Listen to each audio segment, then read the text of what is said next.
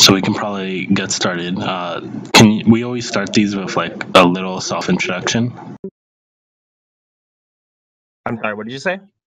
Can you like give a tiny brief like summary of like who you are and where you are at in your career right now? Okay, sure. Well, my name is Raphael Azcueta. I guess I'm just starting my career. Um, I was, I went to school, for art, um, here in, here in Wisconsin. And I worked in the hospitality industry, actually, and I was really into it, but the whole time I was always making video games. About 2 years ago, started wondering what would happen if I moved into video games. When did you start making games? Oh, I've been making games since I was like really little. I had this program called Click and Play. It's like this WYSIWYG type game making program. I think the newest version right now is called Click Team Fusion. Um, yeah, so Click and Play, I was using that in like '94. That was so long ago. Whoa. Yeah, super, super long. I was like a little kid and I didn't know how to code. I didn't have any like family that was like they didn't want to touch computers, and so like stuff. It was like I just want to make video games.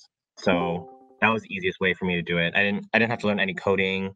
It was just kind of like you set up a room, you put objects in it, and you give them behaviors. It was I'm I'm surprised I haven't heard of Click and Play. I thought I was pretty knowledgeable, but if it's from like '94, yeah, it became like they've had a lot of names. Maxis released Click and Play, and then there was the Games Factory Create, Multimedia Fusion, Bell. and then I think now it's called. So they're having some branding issues for the past 30 years. Cool. And then what were you saying about your where you studied? Like I went to Madison. I didn't really know what I wanted to do in college. Like I had interests in all different things, which I think a lot of video game people. Um, and so when I went to school, I ended up doing art and I loved it. Like I think it really kind of like shaped the way I think about things. Um, and Was so it like a classical art program? like a Like traditional art and like not necessarily digital art? yeah, it was much more like focused on fine arts, and there was a little bit offered between the fine arts programs and like digital or communicative arts programs, but there wasn't much push.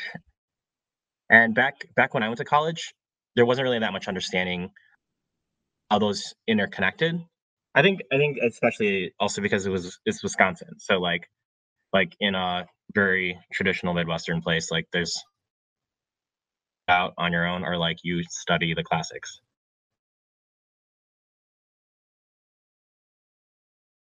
And then what was your experience like after school?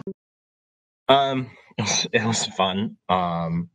So like I studied art, and the easiest way for me to do cool art stuff was to do hospitality. Uh I was a bartender at like cocktail bars for a while. I think I think the turning point for me when wanted to get back into making video games or like take video games seriously, I found myself like always like I always did game jams. Like every year I was doing global game jam and I loved it. And then I would do like one or two more the years. And uh that um sorry, can you hear that? There's someone's I can I can hear. sorry. Uh, I'm I see you being notified by something. All right. So the reason I switched over was because I loved like throwing events, uh, venues that I was at, and like I realized how similar that was to game design, and I was like, these are things that I love. Like I love just like organizing people and like having them interact with me. What kind of events did you organize? Were they all game dev related? um, was professionally organizing events. It was like parties, and it would be like cocktail parties, or it would be like dinner events. But when I started doing game dev stuff, I did like 6 months of like monthly game jams, which was kind of awesome and ridiculous. All of us built. Whoa. Yeah, that was nuts. It was it was fun, but it was pretty intense. Did you ever consider going into event planning? Um, no, I mean most people are insane. They like and they can like schmooze with everyone, and like I am okay with all those things, but like I've really enjoyed this transition to game dev. So your current project, you said it's your first commercial project. Were all your past projects game jam projects? No, I mean, for after college, all of my like completed games were game jams. But or like even during college and before like high school, and I finished some games. And I think that older and like had focus it was harder to do game jams games seriously outside of work. So I think that's one of the reasons why I was like super interested in game jams, because it was a way to like force myself to complete a project and give myself a scope that I could make something. A lot of people, when they talk about their first games, especially ones that aren't professional projects, they always talk about struggling between their like the need to finish the project and the project's like resistance to being finished. Just how long it takes. Uh, I was wondering if you made any like big efforts to like say you planned like a multi-month, multi-year project that wasn't necessarily professional. Did you ever like find yourself on one of those? Oh yeah, I mean, I had a project that I started, Gearbolt Rage. It's like an overhead shoot 'em up game, and I think I ended up redoing it like 3 times. It probably like the span of development was like 8 years, and every once in a while, it was funny. Like every once in a while, I would get like emails from people. I'd have no idea who they were, but they're just like, "Hey, I love your game, Gearbolt Rage. When is it being released?" And I'm like, "I have. How do you even know about it?" Anyone? And it's like years. Um, That's so hilarious. Like there's yeah, I mean, always fans somewhere. yeah, I kind of did the same thing. I had my first game project. I would like revive it every few years or like every other year, and most of the time it's like, oh, I'm learning how to code, and then I'm like, now I'm way better at coding. Let's restart the project. And I relate a lot to that story. yeah. I think we all do.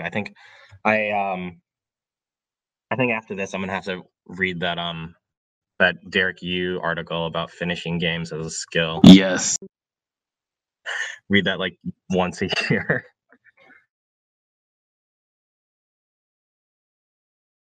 I'm googling it right now just so I can post it in chat. Oh, nice, nice.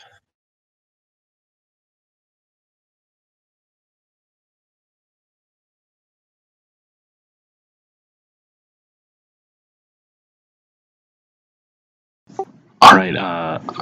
I see only Wing is on left on the call. If you have any questions, feel free to hop in.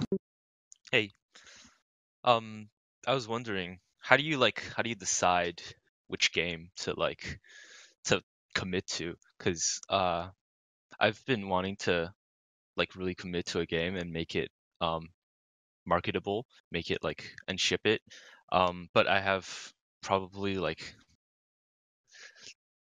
I have probably like 8 or 9 games that I want to make, and even more great game ideas. How do you know that uh your game, The Moonfields, was the one you wanted to commit to and to spend your time to do?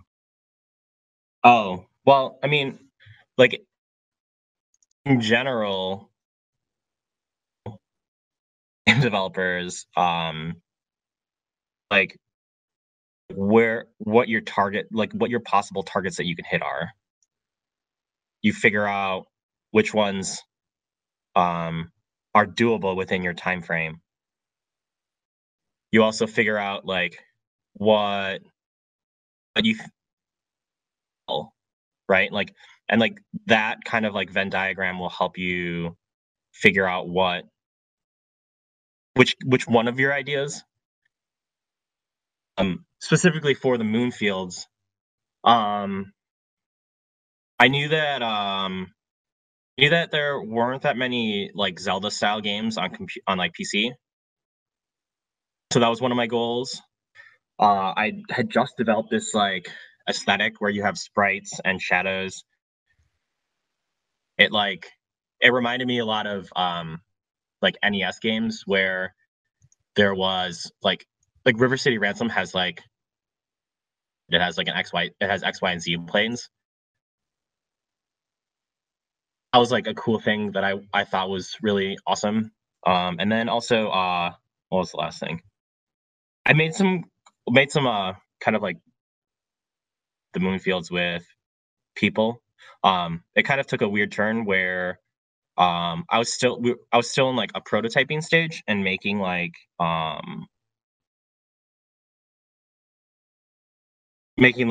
small little slices of what the would turn into the Moonfields. And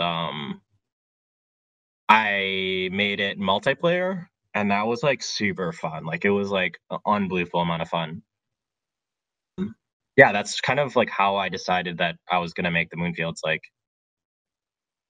yeah, the market was there, and I was interested in it, and like the small demos were fun.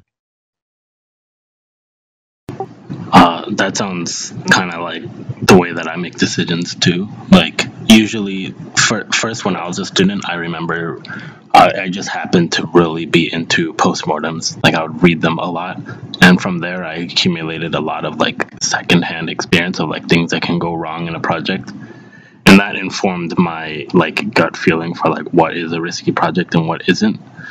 And kind of like what you said, there's the Venn diagram approach of like what you can do and being familiar with what you can do and what you're willing to learn to do, and then from there, I guess the meat of the decision ends up being like the prototype and whether it's really fun. And usually, when it's a really fun prototype, you kind of know that there's something special about it, and you're more willing to go all in with it.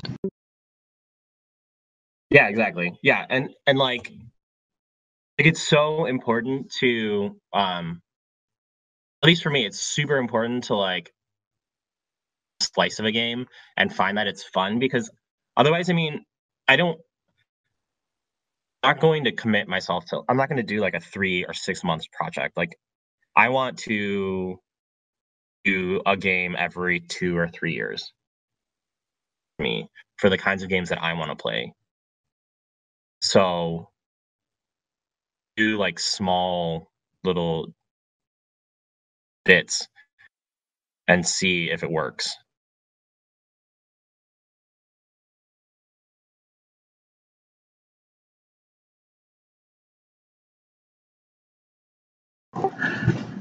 Someone just joined. Their name is Tafelapen. Did I say that right?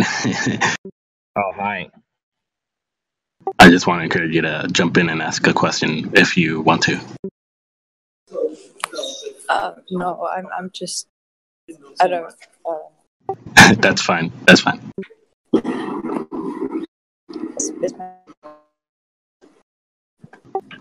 Sounds like your mic is a little weird. I'm on my phone right now, so Oh, of course. yeah, I'm kind of just here to listen. Cool. Yeah, I just want to encourage people because sometimes I do all the questioning and people start to ask if like can they jump in. I'm like, yeah, well, I'm just actively inviting now. Yeah, I have a. I don't really have anything. I'm just going between things right. It's all right. So I have a follow-up question. Thanks, though. Yeah. So how long have you been working on your current project? Well, the Moonfield started January of last year. So it's been I mean it's a Zelda game, so I'm pretty sure like it's it's like an overhead action RPG style game. So ideas have been in my head since I was like probably I played the first Zelda game.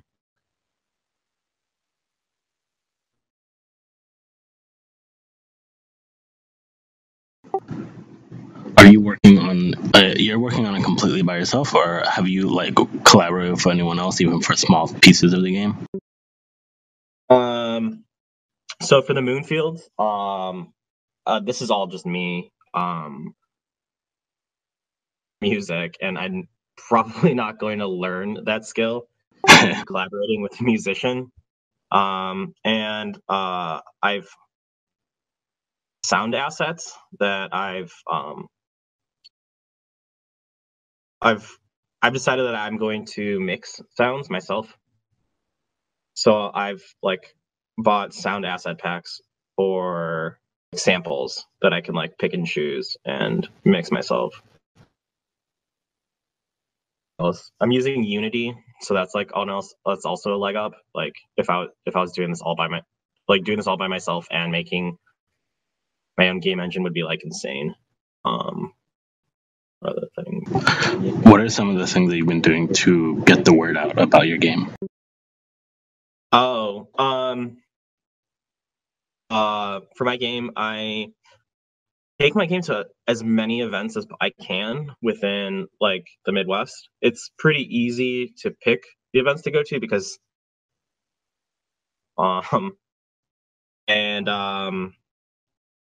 I've made a lot of like friends on like Twitter and social media and they boost me and we're kind of like developing a game scene in like around Milwaukee and Madison, and those are like my three main places. I think That's great. Yeah, this is like a thing that I think about a lot. Or anything cool. I have like videos of my game that I show people sometimes. I'm applying to a lot of events. Yep. So far. Yeah, I think you posted on Twitter a while back that you were applying to Indie Mega Booth. Yeah, Indie Mega Booth. It's so exciting. I've heard from some indies who like credit Indie Mega Booth with giving them like the small spark that created their fan base. Oh yeah, that sounds. Really hope I get to go. That sounds super cool. I think it also says something about where their game was at when they were accepted.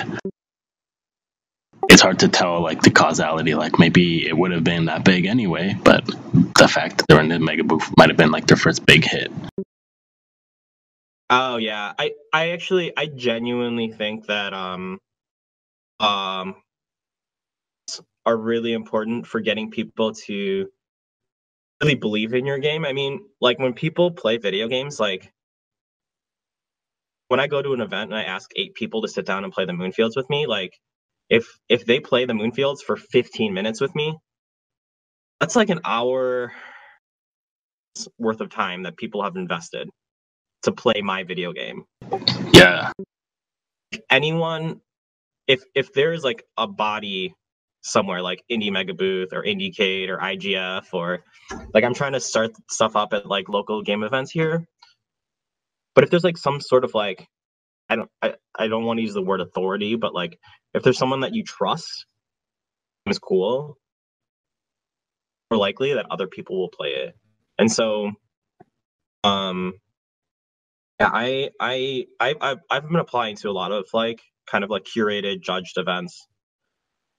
Even if I don't succeed at them, like it's really cool to see rejection letters, I guess, because it sounds weird, but like the first maybe like one or two I was like bummed about hearing like bad. Actually, you start learning like, okay, so in it to be a game dev, so I have to listen, and two, I know which things I can believe, like be able to like parse like the worst negative thing into like ways you can improve your game, like whether or not they're saying, like you know how to turn that into positives for your game dev.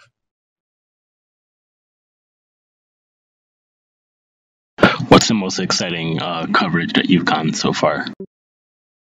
There are two things. I don't know which is cooler. I guess three. So PC Gamer did two things on me. They wrote about how I'm taking the Moonfields on tour. There's an article. I'm gonna post it in the thing.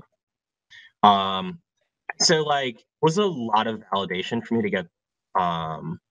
His name is Jay Allen, to write this article. And so the way that happened was, I made a lot of friends at local game dev events. And when Jay Allen posted about how he's looking for new indies to talk about, one of my game dev friends had pinged both me and him on Twitter.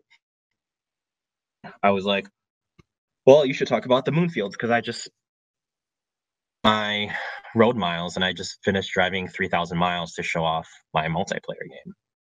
So he thought that was like a cool story, and it was kind of, I'm really happy that he wrote this, because it's not like a super fluff piece. Like he does say like lots of nice things about me, but I think it's kind of like to the point of like what makes kind of unique. Like I don't think there are many game devs that spend all this time to like drive and connect to all their fans. Yeah, especially if you're like geographically isolated. Right. And you know, like being in the Midwest, like it's just like boring driving. So with my right now. Yeah, but one of the cool things is that Jay Allen, I don't know if it's like him, but then in PC Gamer's like top for 2018, or like upcoming PC games for 2018, they put the Moonfields in it, and I was pretty stoked about both of those. Like, treat that as one thing, because it's like exciting. It's like excitement coming from one area. Other thing that I'm really excited about, and I think it's gonna start happening soon, but it hasn't like super exploded yet. Really excited to see people streaming my game. Streamers streamed my game. I think they're from Portland, Seattle. But yeah, they do multiplayer streaming, and I think that's really great. Like, kind of like, I didn't hear. I was just saying how that was cool. Multiplayer streamer. Yeah, it's exactly what I'm talking about. Like, they specialize in multiplayer streaming, and they loved it. They played it at low res, and like it was like kind of ugly when they played it, and I'm kind of upset that like that's how it defaulted. But I don't know. I think that's just another one of those like keep game deving, like don't stop things.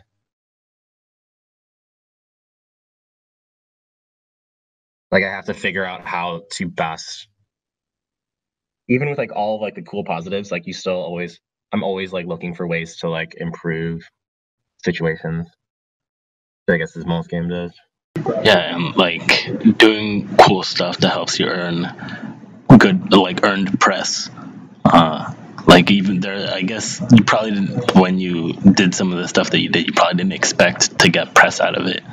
But at least once you get covered in a few places, it's kind of easier to get covered again. Totally. Yeah, because it's momentum, and then you get journalists following you on Twitter, and then as you post about your game on Twitter, they kind of get reminded that it exists, and it's like a nice feedback loop. Right. And like the all that stuff is really kind of exciting to follow. Yeah. So I think yeah, sorry? I was just gonna ask another question. Oh, go ahead. I wanted to ask you about programming. So you went to art school. How was your experience like learning to code? And do you use C# with Unity? I use C#, yeah. So I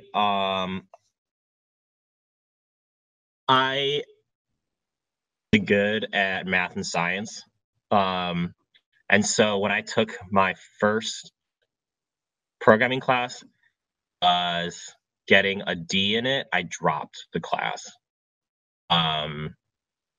To me. And I really didn't know what to like. I finished UW. This is at the beginning of me like being like, well, maybe I should be a game dev. Like I really enjoy making games still. And so I was taking one class and I was working, and I like spent like a buttload of time on it, and it was super upsetting when I like couldn't figure it out. And I think one of the weird interesting things is that like then the next semester I was like, I have to do it again. And I did it again, and the repeat, or if I had a better teacher, but it was just like super cake the next time. It was like way better. And yeah, that was I feel like it should be natural, and many times when I do, it is. But like I bang my head against it sometimes, and it's super frustrating. And I guess that's what an artist that code does. So it sounds like the main thing that helped you was getting a different teacher. I mean, it was like the same class. Like I don't know. I have no idea. You just kept trying, and then by the time you got another teacher, you had the experience from all your other previous attempts, and eventually you just kind of got through that hump. Yeah, that's probably what it is. It's probably just kind of like, I mean, my first teacher was I went to one of his office hours. At it, like I'm doing like fine on the homework, and like I'm a participating class, and then like when it comes to like test time, I like bomb, and like he was just like this like Eastern European grad student who was like forced into like teaching a summer class, and like I know that. Really smart dude out that like his advice he used Google in his explanation of how to like learn program. I mean, that kind of like also gave me a reason to like quit the class, because it's like, you can learn things in some sort of like outlet maybe, but like I wasn't about that at the time in my life. Yeah, in academia, there are a lot of people who pursue like grad degrees and post grad degrees, who they may be more interested in like research and stuff, but part of the gig is that you have to teach eventually, and not everyone is into that, let alone good at it. And so you do unfortunately get just bad teachers. Yeah, and it all depends on like your learning style as well, right? Like, because some people can learn off of like just like hanging out with like incredibly smart people, but like other people Yeah. need to. I wish I knew that before I decided on which school to go to. Like, I went to the cheap state university. Like, it's like a value, but You probably also didn't get to know your preferred way of learning until you found something that wasn't your preferred way of learning. yeah, right. Like, yeah, my entire like pre-college career, the smartest person alive. Like, that's not true. And to have gone through like education in ways that like until like college. It's interesting that you struggled to learn to code because I would imagine that the early game making tools that you were using would have prepared you a little bit. Oh, okay, yeah. So like that's one of the things that like really helps me accelerate when I do code. Early game making tools like really help me understand like generally how things work. Like as soon as like I trip, it's really hard for me to get back up. I see. So also like architecture, like I didn't really start. I still don't understand it, but like I have like patterns. It's like a free ebook, a website, and then you can like buy the book. Game programming patterns. I think it's called game programming patterns. It's like this has been recommended to me from like multiple Yeah. in my life. I have the physical copy. So it's so good. And like I kind of like read it like I would like I read like exercise. Your voice is cutting off a bit. I kind of read it like I read from like front to back, or like it's not a book that you read for reference. You just kind of like when you have time, you just pick up a thing and you read it, and it like slowly. Well, this is the way I do it. Like it's slowly just like. Yeah, I had a friend who I gave him a similar book for his birthday, and he told me how he's like, you can't read this, or like you can try to read it in order, but it's not like the best reading experience. It's kind of like more like what you're saying, where you might be like have some free time and you're like, okay, let me just read a random chapter, or maybe just the next chapter, and they're kind of standalones instead of like cookbook style tips. Yeah, totally. Yeah, it's like that's a good analogy. I actually found many of the things in there useful because I started programming in Flash, and Flash does a lot of things for you as an engine, mainly for drawing to the screen, but it doesn't necessarily like set up the game loop like Unity does. And so I was like really into that game loop chapter. Oh yeah. Yeah, I mean there's little things in there. I find, man, there was a period of time when I tried learning Flash, and going from something that like really took care of everything, like Multimedia Fusion did, to Flash was difficult. And then I think that was like one of the things that like I bounced off of a long time after that. It probably felt like you had like cinder block shoes. Yeah, I mean it's like, oh well, before I had a program where I could just like draw a bunch of pictures and then put them in order, and like it would loop and play an animation while I could like my platform engine. And then like I had to learn so many things. Like you had to learn how to. I had to relearn how to draw things, and wow, I don't even remember what things annoyed me about Flash. Actually, I mean Unity. There's also like the tools were also a big problem. I tried to get some students in my school to work on projects with me and getting them up to speed on the tools, like get Flash Pro, it maybe get Flash Builder, which is like an Eclipse plugin technically, and there's like other alternatives out there, but that was a big headache for a lot of students. Yeah, that's difficult. I don't know. I mean, I think some students just like want to be game designers, and it's like really hard because like the right game, like as far as I know, the right game design tool to learn game design is like Wigs. There are like game maker is great, or like Have you tried Game Maker? to me it was hard to decide to do game maker because when I got serious I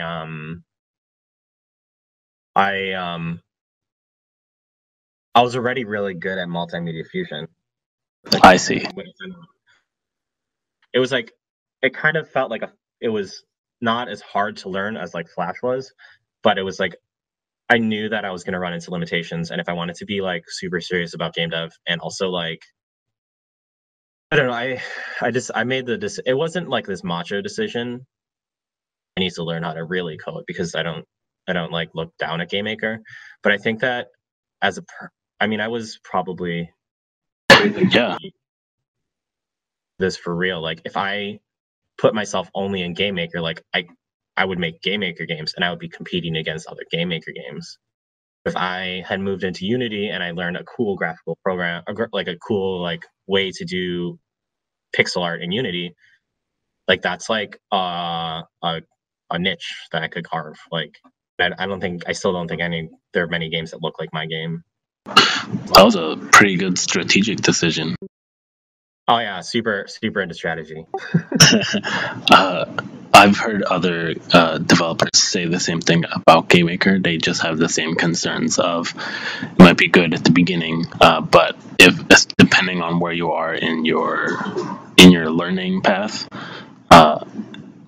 Game Maker they're just concerned. And I've heard at least one person say that the Game Maker, like a lot of people who get really good with Game Maker, they either outgrow the tool and move on to other stuff, and therefore there's not as much.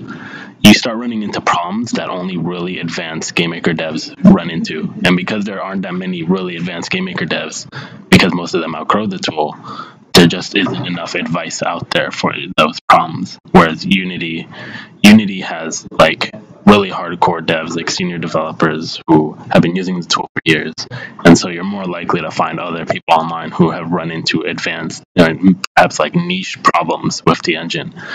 Totally, Unity's tutorials are awesome, and I think that it's like a really good place to kind of land as like a young or a young in my development career, young developer. I mean, I don't know. I mean, it depends on. Like, I also kind of think that like I know about Game Maker is that like it's not useless to learn. Like you can learn Game Maker and like learn how to do like all of the basic stuff, and then that would give you a leg up in learning how to do C#. Yeah, all of Lazy in Game Maker, but all of that experience from Game Maker is still very useful in Unity. yeah. Man. All right, so I asked you about coding. I asked you about your project, your career, your press coverage. How about art? I haven't really talked to you about art. Okay. So when did you first get into digital art stuff? When did I first get into art stuff? Is that what you Like said? digital stuff. Like when did you first start like applying your art degree and your art skills to making digital projects like games? Yeah. So like I've always really liked doing digital stuff. I was making games at like 10 years old. So like games as a kid, it was just like pixel art. and I'd kind of copy things that I really liked. And also one of the cool things was getting into a back when it was click and play. There were a lot of people people in this chat really remember it, but on the America Online message boards, people that would like make click and play games and then post them, and I'm sure there were like other 10 to 15-year-olds, and just all like learned from each other. Eventually, some of them would like kind of like stand out and stuff or make other stuff. As I got into college, it was weird because I still wanted to do digital stuff, but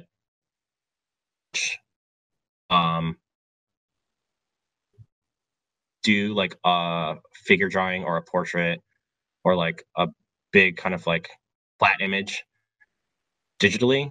I don't think people really understood what was going on. Like there weren't really many good critiques when I was in college for my digital stuff. But I mean, I don't know. I've always been doing like pixel art stuff. And So what's your main art style? Is it pixel art? yeah, I would say that's my main art style. I mean, I went to art school, so I know how to like paint and draw, and I can do like physical media.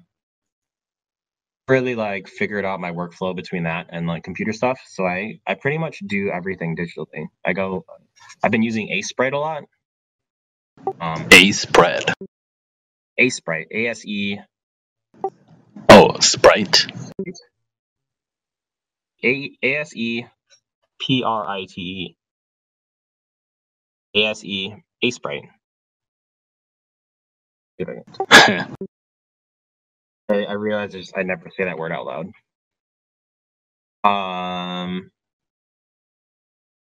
So Sprite is really awesome for making pixel art. Right now, the forums that I use Twitter a lot. I should probably check out like Pixel Joint because every time I go there, I'm like super impressed.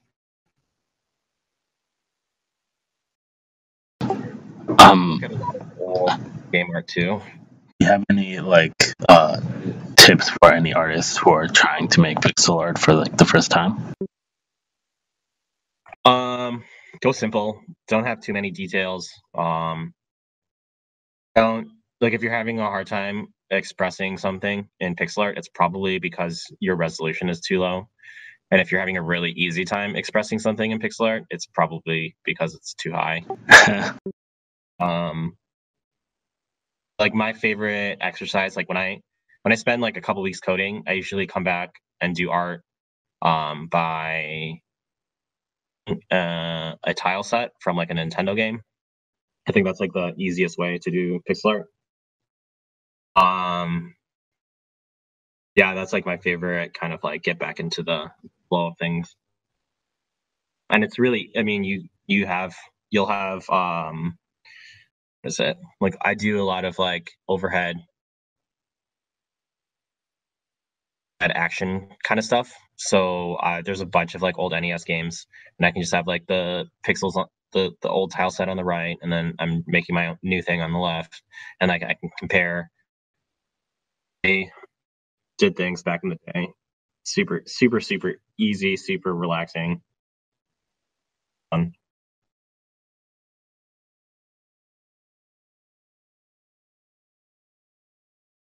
The creative skills that you learned in art school, do they translate easily to game design? I think my game design more learned from like life skills. Like when you're like a bartender or you're like a manager of hospitality, like your goal is to get people to come in and like spend money and enjoy their time doing it. And like I maybe this is a cynical way of thinking about game design, but like I think about people coming in and playing my game and spending time, and like but they also have to like enjoy their stuff. That's pretty neat. Themselves all this other time. It's weird. I still have to like figure out this sell because I don't know how many I have one artist, game design buddy who he used to work for Avalanche, from friends of friends. But we chat a lot about how three like skills like secretly come into play when we do game design. I mean, it's weird. I don't know how relatable it is. But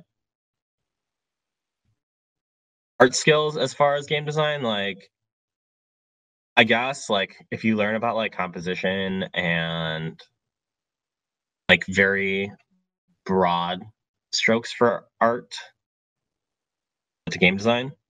But I think like other kinds of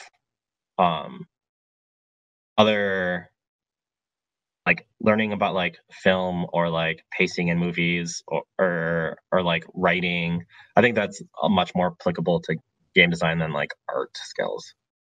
I have this theory that there's like in any creative field or medium that there's a shared underlying set of creative skills. Stuff like learning to kill your ideas or kind of like prototyping / workshopping. And I was wondering if when you were making games, you're like, oh, well, I have these creative skills and this creative experience from all my art projects. I was wondering if there was like a connection there that fed into your game making process, or if it just felt natural because you never thought about those skills. I mean, I don't know. My favorite artist is like Caravaggio. He made like very beautiful like what chiaroscuro little post-Renaissance era. He was like technically really good at what he did. But I don't think that really made him special in any way. Special was when he had subversive messages or just messages in general, where he was able to use his medium to other than what his patrons had wanted him to say. And this is kind of like me being like a little heady, I guess. But like when I design games, I always like think about like what underlying things is my game saying.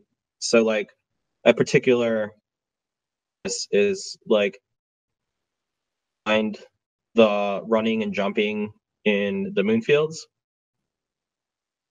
It's super important to me that the run is mapped to mashing down on a button, and that it is correlated to how fast your speed, your running speed is correlated to how fast you're mashing, because this idea that I always talk about how a player like even if you're technically you pick a slower character than someone else, if you want to catch the other person, you will like translate pushing buttons to like wanting, and like that's like a weird That's pretty neat. Interpret like the game design as like a psychological thing. And I think going those as far as meaning goes like is important in game design to like make your game mean something. And I think it's also interesting how in your philosophy, thinking of the experience as someone coming over and having a good time, I think a lot of people kind of forget about that, kind of take it for granted that people are having a good time. They don't think of themselves as like a host that needs to actively accommodate their players. So I think that's pretty great too. Totally. I think that's I mean that's the thing, that's life. Here's a life lesson for all you like all the people that you're around. And if you can't, like, don't be around them. Like that's like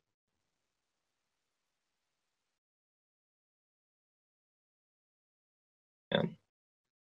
All right, we have 5 minutes left. Do you have any idea, like even like a horrible estimate of when your current project will be out? Well, okay. So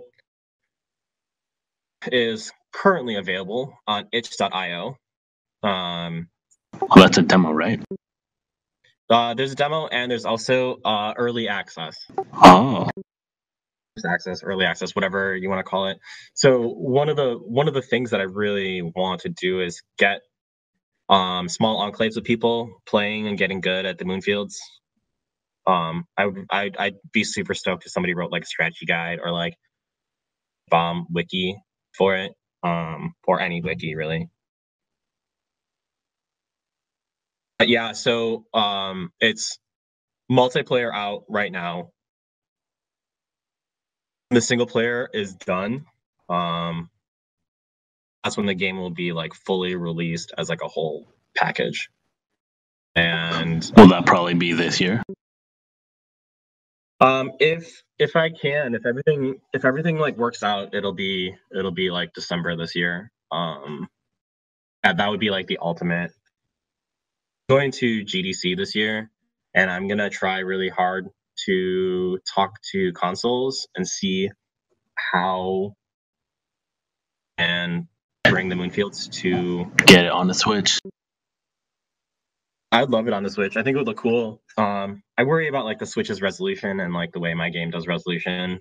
Fine, and I'm sure Switch fans would be super stoked to have more local multi on their console.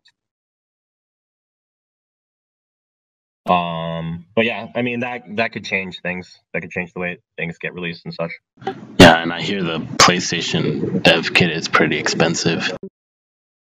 Right. So like money in, time in, money out. And there was a period of time when I was like a big fan of particular consoles, but now I'm just like I play most of my games on my PC, and yeah, they're all like indie games. I have my PlayStation so I can play Bloodborne, and if Bloodborne 2 comes out, like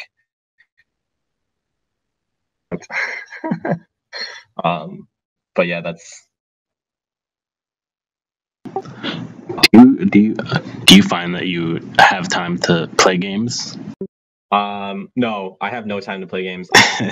Sometimes I think about it, and then I'm like, okay, I can play this game that's related to the Moonfields maybe like 12 hours in a week, and that's like my entire. It's like either that or I hang out with friends, and that's usually like socializing, like a co-working space. I wouldn't need my socializing time, but like socializing is like very important. I feel like everyone says that. Like I go to GDC and I feel like everyone's saying, "Oh, this is a great way to learn about the games that I should play this year," even though everyone's talking about games that were about last year. Yeah, right. Jeez. Dude, I want. I saw a meme, a GDC meme, like the other day that was, like I forget, was it Drake? That Drake meme where he's like putting his hand up in one pose and then the other one's like a thumbs up. The first one was like two different reactions that person hears developers say at GDC. One is, "Oh my gosh, I play all of your games. I'm such a big fan," and they put that next to the nope face, and then the other reaction is, I've been so busy I haven't had time to play a game, but congratulations on getting it featured here. And that's like the yep reaction. Like I can relate to that. Yup. Oh man, that is totally what it is. I think I play most of my indie games at GDC. I played Hyperlight Drifter last year. I played like an hour of a lot of like multiplayer games.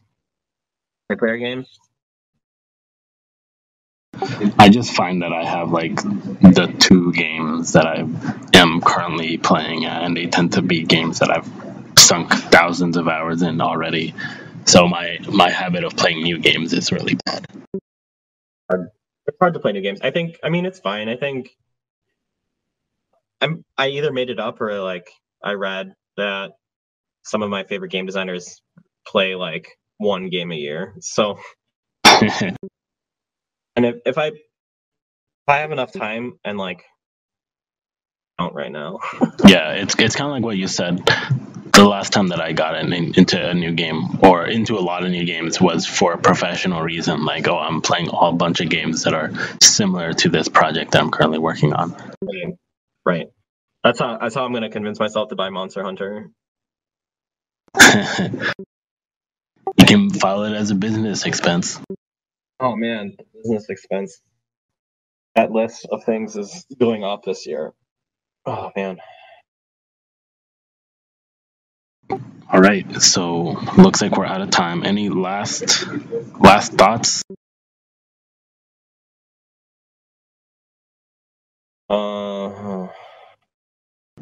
Nope. Well, thanks for hanging out with us. I recorded this session and we'll try to get it uploaded to the IGDA YouTube account soon. We haven't uploaded anything to that account yet. I'm still working with HQ to get access to it. It's a little hairy. There's like some little IT stuff, just like some advanced YouTube that we're trying to turn on. But yeah, thanks a lot for chatting with us. Thanks, guys. Good luck with your game. Thanks. All right, see ya.